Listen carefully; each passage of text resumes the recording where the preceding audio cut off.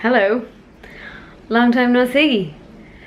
So if you didn't know, we are on the eve of the Repeal the 8th referendum here in Ireland, and if you don't know what that is, you can click somewhere around here to go watch my video explaining what that is.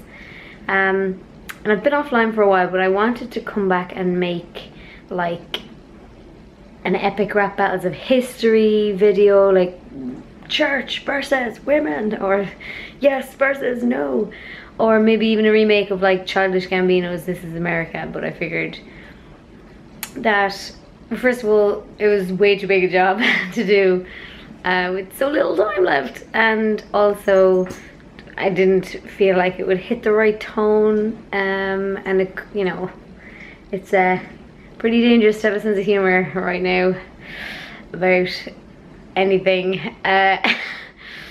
So yeah, I was too afraid to do that, but I decided to do something very simple, in that I filmed, or I got someone to film my most recent stand-up set. So I've been doing like Repeal themed comedy stand-up. I've only done it 3 or 4 times, so it's like not brilliant at all, like, you know, it's still a work in progress, but it will actually be the last time I'll be able to do it, hopefully, because hopefully the 8th will be repealed on Friday.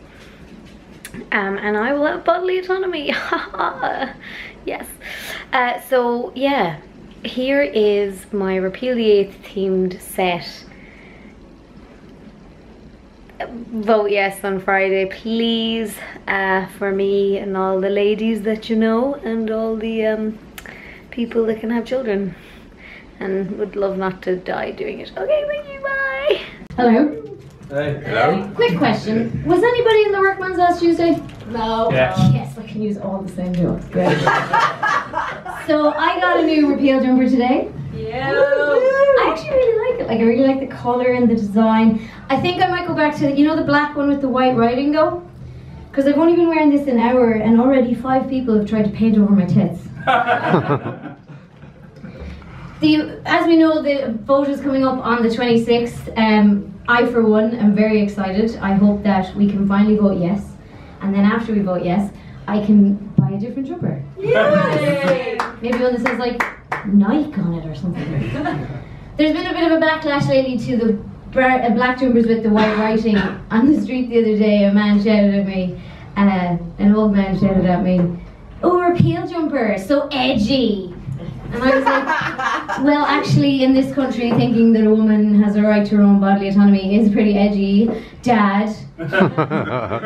My poor dad, okay, being the butt of that joke. He's actually really progressive. He's 75 years of age and he's going to vote yes in the referendum. Woo! Well done, Dad, the bare minimum.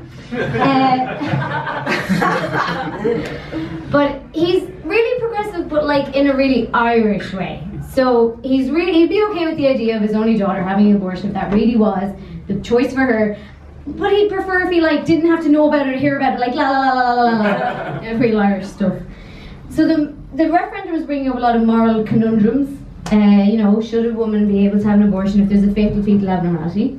Should a woman be able to have an abortion if she's just been to an Ulster Rugby house party? Allegedly, don't sue me, Paddy.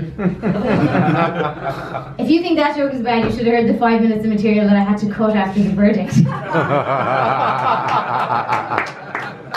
Who's the real victim? Only people who can prove it, apparently.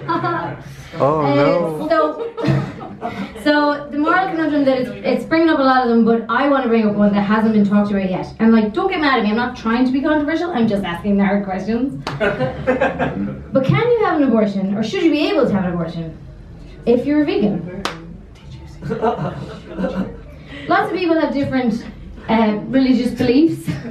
I know that Buddhists definitely won't be allowed to have an abortion, because in their religion the only thing that they're allowed to kill is the party atmosphere. Catholics have always been allowed to have an abortion as long as they pretend they're going on holidays. And Protestants, I imagine, are encouraged.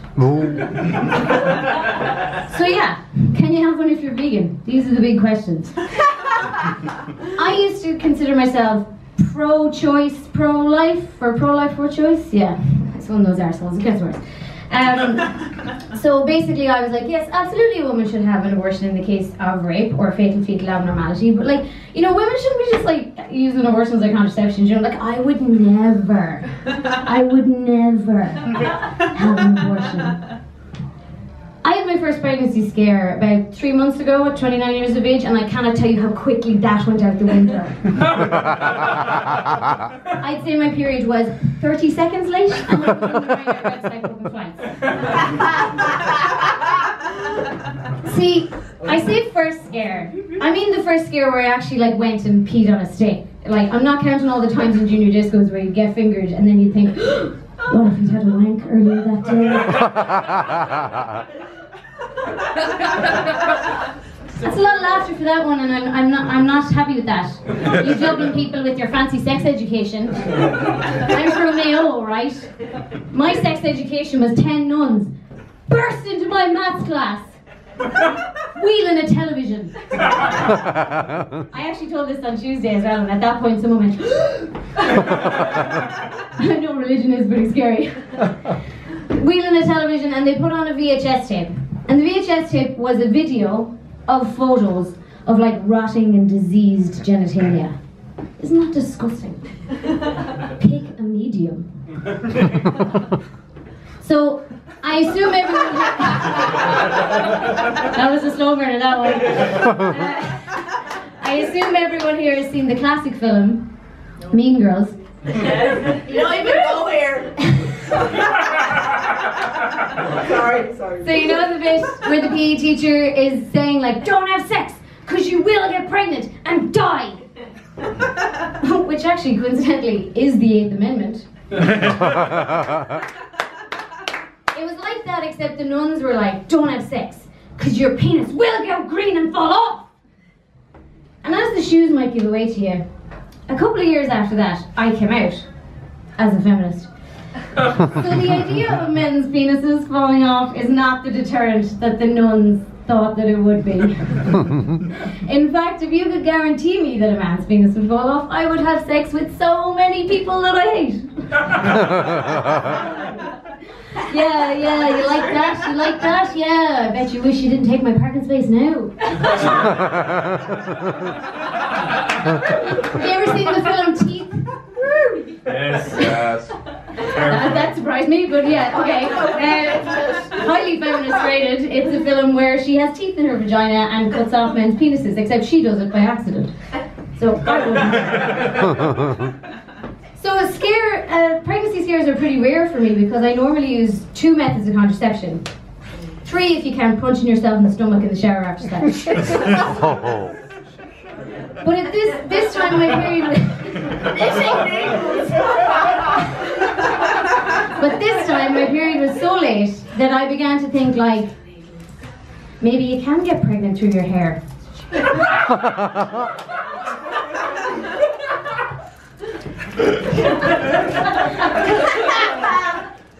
mother-in-law is here. She gave me 10 minutes notice, so I couldn't change my set. So we're just gonna keep going.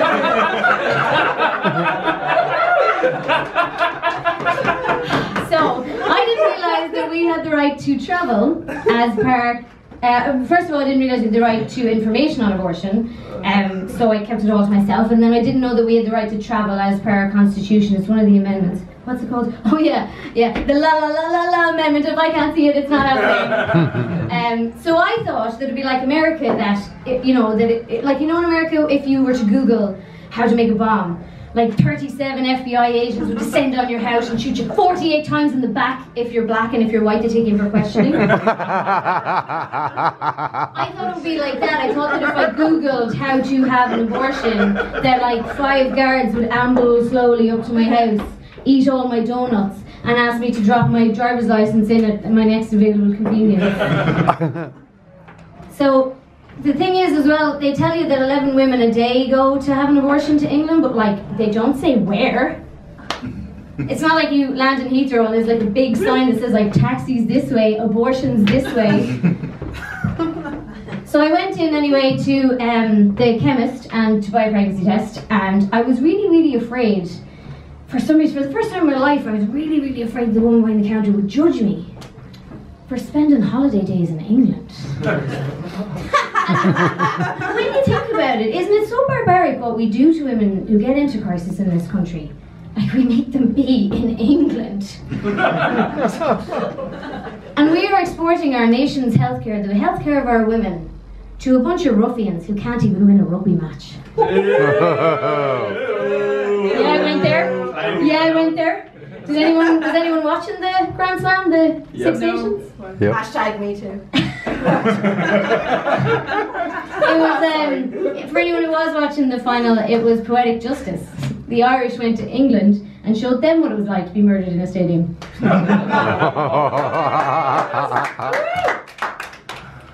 So, has anyone seen the posters around? Has anyone seen them? Can you miss them? But you know the poster that says like, I'm 9 weeks old, don't repeal me.